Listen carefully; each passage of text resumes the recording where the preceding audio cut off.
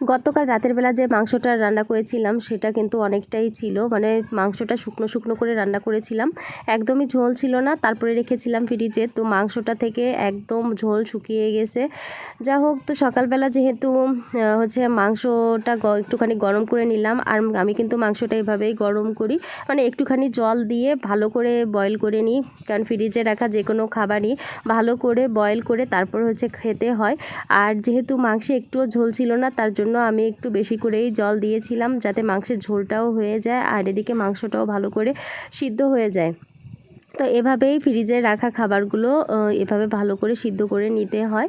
যা হোক, তো দেখো গতকালের মাংস বেশ খানিকটা ছিল, সেই সবটুকুনি দিয়ে দিলাম। এখন গরম করে একটুখানি খাবো, আর স্কুলে কিন্তু কিছুটা নিয়ে যাব। এই খাবারটা অবশ্য দুপুর পর্যন্ত খাওয়া যাবে, নষ্ট হবে না, যেহেতু আমি এখন ভালো করে জ্বালিয়ে নিচ্ছি। তবে অনেক সময় দেখা যায় যে ফ্রিজ থেকে খাবার বের করে সরাসরি গরম করি, মানে সেভাবে গরম করার থেকে আমার মনে হয় এভাবে গরম জল দিয়ে তারপরে হচ্ছে তরকারিটা গরম করলে বেশি ভালো হয়।